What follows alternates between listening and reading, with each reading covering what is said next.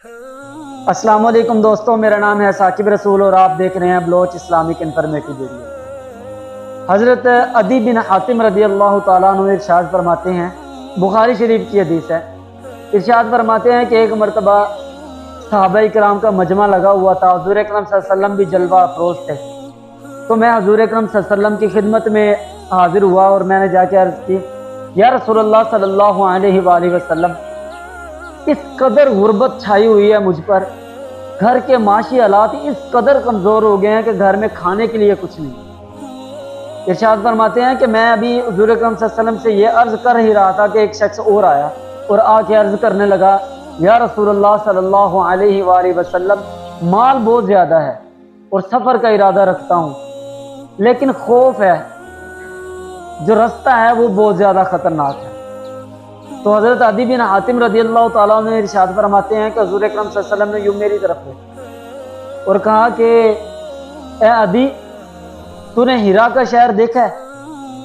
तो अर्ज़ की, या रसूलुल्लाह सल्लल्लाहु अलैहि वसल्लम, मैंने सुना है लेकिन देखा नहीं है। इराक का शहर है एक, उसका नाम है हिरा। तो हुज़ूर अकरम सल्लल्लाहु अलैहि वसल्लम ने इरशाद फरमाया कि अदी बिन हातिम, कि एक दिन आएगा जब एक औरत हिरा से निकलेगी और मक्का में आएगी और उसे अल्लाह के अलावा किसी चीज़ का कोई खौफ नहीं होगा। फिर हुज़ूर अकरम सल्लल्लाहु अलैहि वसल्लम ने इरशाद फरमाया कि अदी, अल्लाह ताला तुझे ज़िंदगी बख्शे, अगर अल्लाह ताला ने तुम्हें मोहलत दी तो तू वो दिन भी देखेगा कि कैसर के जो खजाने हैं वो तेरी झोली में हों। तो हज़रत अदी बिन हातिम रज़ी अल्लाह ताला अन्हु इरशाद फरमाते हैं कि मैंने अर्ज़ की, या रसूलुल्लाह सल्लल्लाहु अलैहि वसल्लम, वो कैसर और किसरा जो है वो वाला? तो हुज़ूर अकरम सल्लल्लाहु अलैहि वसल्लम ने इरशाद फरमाया, जी वही कैसर और किसरा के खजाने तेरी झोली में होंगे। फिर हुज़ूर अकरम सल्लल्लाहु अलैहि वसल्लम ने इरशाद फरमाया, क्या अदी, अगर अल्लाह ताला ने तुझे मोहलत दी तो तू वो दिन भी देखेगा कि ज़कात देने वाले लोग बहुत ज़्यादा होंगे लेकिन ज़कात लेने वाला कोई ना होगा। तो हज़रत अदी बिन हातिम रज़ी अल्लाह ताला अन्हु इरशाद फरमाते हैं कि फिर मैंने वो ज़माना देखा कि एक औरत हिरा शहर से चली और उसने मक्का में आके हज किया। तो अमन का ये आलम था कि उस औरत को अल्लाह तबारक व तआला की ज़ात के अलावा किसी का कोई खौफ नहीं। हज़रत अदी बिन हातिम रज़ी अल्लाह ताला अन्हु इरशाद फरमाते हैं कि फिर मैंने वो दिन भी देखे कैसर और किसरा के महल्लात पे मुसलमानों की हुकूमत थी और कैसर और किसरा के जो खजाने हैं वो मस्जिद नबवी के बाहर पड़े हुए। तो हज़रत अदी बिन हातिम रज़ी अल्लाह ताला ने इरशाद फरमाते हैं कि मेरा आखिरी वक्त आ गया। तो मैंने लोगों को कहा कि हुज़ूर अकरम सल्लल्लाहु अलैहि वसल्लम ने ये 3 बातें मुझे इरशाद फरमाई थी, जिनमें से मैंने 2 देख ली। एक बात है कि एक दिन आएगा कि लोग ज़कात देंगे लेकिन ज़कात लेने वाला कोई ना होगा, मुस्तहिक लोग नहीं बचेंगे, सब के सब साहिब माल हो जाएंगे, हर बंदा ज़कात देने वाला होगा। तो आप लोग ये बात ज़रूर देखिए। फिर हज़रत उमर बिन अब्दुल अजीज़ का दौर भी आया। लोगों ने देखा, हज़रत याहया बिन आमिर रज़ी अल्लाह ताला अन्हु इरशाद फरमाते हैं कि मुझे हज़रत उमर बिन अब्दुल अजीज़ ने ज़कात का माल दिया और कहा कि ये जाके मुस्तहिक जो लोग हैं उनमें तकसीम कर दो। कहा कि मैंने वो माल उठाया तो मैं पूरे शहर में वहाँ पे घूमा, मैंने पूरे शहर में देखा तो मुझे कोई मुस्तहिक बंदा नहीं मिला। मैं जिसके पास भी जाता कि ये ज़कात का माल है ले लो, तो लोग आगे से मुझे कहते हैं, भाई हम तो साहिब माल है, हम खुद ज़कात देते हैं, तुम ज़कात का माल हमें देने आए। तो कहते हैं कि फिर जब मुझे कोई शख्स ना मिला ना तो मैं पता क्या करता, मैं ग़ुलाम पकड़ता, उसकी कीमत अदा करता और ग़ुलाम को आज़ाद करता। तो कहते हैं कि मैंने ज़कात का माल इस तरह ख़त्म। इराक़ के गवर्नर ने हज़रत उमर बिन अब्दुल अजीज़ को ख़त लिखा कि हमने ज़कात का माल इकट्ठा किया है, क्या हुक्म है? हज़रत उमर बिन अब्दुल अजीज़ ने जवाब में उन्हें लिखा कि जो मुस्तहिक लोग हैं उनमें माल बांट दो। तो फिर उन्होंने जवाब में लिखा कि हुजूर मुस्तहिक लोगों को माल दे दिया, अब कोई मुस्तहिक नहीं रहा। फिर उन्होंने दोबारा ख़त लिखा हज़रत उमर बिन अब्दुल अजीज़ ने कि जो कर्ज़दार हैं उनके कर्ज़ अदा कर दो। तो उन्होंने फिर जवाब में लिखा कि हुजूर जितने भी मकरूज़ लोग थे सब का कर्ज़ अदा कर दिया, अब कोई मकरूज़ नहीं रहा, हुजूर माल फिर बच गया, अब क्या करना है? तो हज़रत उमर बिन अब्दुल अजीज़ ने दोबारा ख़त लिखा और कहा कि जो लोग शादियां करना चाहते हों ان کے حق مہر ادا کر۔ تو انہوں نے دوبارہ خط لکھا، یا رسول اللہ صلی اللہ علیہ وسلم جتنے لوگ شادیاں کرنے والے تھے سب کے حق مہر بھی ادا کر دیے، حضور مال پھر بھی بچ گیا۔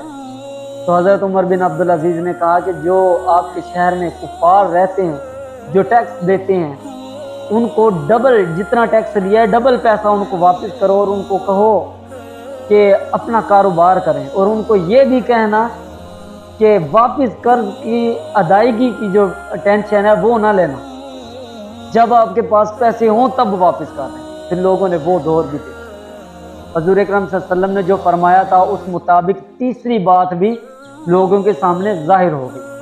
اصل میں یہ جو میں نے اتنی بڑی لمبی چوڑی حدیث آپ کے سامنے رکھی، اس کا مقصد یہ تھا کہ آج کل لوگ یہ کہتے ہیں کہ ہم پہ غربت چھائی ہوئی ہے، لوگ بڑے پریشان ہیں، آج کل مسلمان جگہ جگہ پہ خوار بھی تو ہوا پڑا ہے، ہم دیکھتے نہیں ہیں یار۔ اس کی وجہ کیا ہے پتہ ہے؟ حضرت علامہ اقبال رحمۃ اللہ علیہ ارشاد فرماتے ہیں کہ وہ معزز تھے زمانے میں مسلمان ہو کر، اور تم خوار ہوئے تارک قرآن ہو کر۔ ہم نے قرآن چھوڑ دیا، ہم نے نماز چھوڑ دی، ہم نے حضور کے فرامین کو چھوڑ دیا، یہ ساری چیزیں پسے پشت ڈال کے، اور پھر کہتے ہیں کہ غربت کی چکی میں مسلمان پس رہے ہیں۔ اسلام پہ ایک دور ایسا بھی تھا کہ حضور اکرم صلی اللہ علیہ وسلم اپنے گھر سے باہر نکلے تو حضرت عمر فاروق اور حضرت ابوبکر صدیق رضی اللہ تعالیٰ عنہ کو باہر دیکھا تو ان کے چہرے اترے ہوئے۔ حضور نے فرمایا کیا ہوا، آپ کے چہرے کیوں اترے ہوئے ہیں؟ کہا حضور کافی دن ہو گیا کھایا کچھ نہیں ہے، حضور بھوک سے بے حال ہے، اس بھوک نے ہمیں گھروں میں نہیں رہنے دی۔ حضور اکرم صلی اللہ علیہ وسلم نے ارشاد فرمایا جس چیز نے کھینچ کے تمہیں گھر سے باہر نکالا ہے اسی چیز نے مجھے بھی گھر سے باہر نکالا ہے، میرے گھر دکھانے کے لیے کچھ نہیں۔ تو یہ بات کرتے ہوئے حضور حضرت ابوبکر صدیق اور حضرت عمر فاروق رضی اللہ تعالیٰ عنہ کے ساتھ ایسے یوں پیدل چل پڑے، چلتے جا رہے ہیں۔ حضرت ابو ایوب انصاری رضی اللہ تعالیٰ عنہ کے گھر کے پاس سے جب گزرے نا تو حضرت ابو ایوب انصاری نے حضور اکرم صلی اللہ علیہ وسلم کی جب خوشبو ان کو محسوس ہوئی نا تو بھاگ کے گھر سے باہر نکلے، اور آ کے حضور کو دیکھا، کہا حضور بندہ ناچیز کو شرف بخشیں کہ ہمارے گھر آج دعوت پہ آج ہم آپ کے لیے کھانا بناتے ہیں، ہمارے گھر آ کے کھانا تناول فرما لیں۔ تو حضور اکرم صلی اللہ علیہ وسلم نے ارشاد فرمایا ٹھیک ہے اگر آپ کہتے ہیں تو ہم چلے جاتے ہیں۔ تو جب حضرت ابو ایوب انصاری نے دیکھا نا کہ حضور کی حالت جو ہے نا وہ بھوک سے نڈھال ہے، حالت بہت زیادہ خراب ہے، وہ بھاگے جا کے کھجور کا ایک گوشہ لے کے آئے اور آ کے سامنے رکھا، حضور جب تک کھانا بنتا ہے آپ یہ تناول فرمائیں۔ اور گھر گئے جا کے ایک بکری کا بچہ ذبح کیا اور گھر والوں کو دیا کہ یہ گوشت بنائیں اور حضور کے لیے کھانا تیار فرمائیں۔ جب کھانا تیار کیا نا، کھانا تیار کرنے کے بعد دسترخوان لگایا اور سامنے لا کے حضور کے سامنے رکھا تو حضور نے کھانے میں سے ایک روٹی اٹھائی، چند بوٹیاں اٹھا کے اس کے اوپر رکھی اور کہا میری بیٹی فاطمہ جو ہے وہ بھوکھی ہے، یہ اسے جا کے دے دے۔ اس نے بھی کافی دن سے کچھ نہیں کھایا۔ یہ کون فرما رہے ہیں؟ جن کے لیے دو جہان بنائے گئے، دو جہان کے جو مالک ہے وہ یہ کہہ رہے ہیں کہ میری بیٹی بھی گھر میں بھوکھی ہے۔ اسلام پہ یہ وقت آیا، اسلام پہ یہ وقت بھی آیا کہ حضور کے ایک جبے کے اوپر کئی پیوند لگے ہوئے ہوتے تھے۔ اسلام پہ یہ وقت بھی آیا کہ صحابہ کرام جس کھجور کو کھا کے روزہ رکھتے تھے اس کی گٹلی کو چوس کے بعد میں افطاری بھی کرتے تھے۔ اسلام پہ یہ وقت بھی آیا، اسلام پہ وہ دور بھی آیا کہ حضرت عمر بن عبدالعزیز کے زمانے میں زکوٰۃ لینے والا کوئی شخص نہیں۔ جب انسان اللہ تبارک و تعالیٰ کے بتائے ہوئے قواعد و ضوابط حضور اکرم صلی اللہ علیہ وآلہ وسلم کے فرامین کے مطابق زندگی گزارنی شروع کرتا ہے تو اللہ تعالیٰ اپنی انعامات کی بارش کرنا شروع کر دیتا ہے۔ تو اتنے انعامات اللہ تعالیٰ کے نازل ہوتے ہیں کہ انسان کو کسی چیز کی کمی نہیں رہتی۔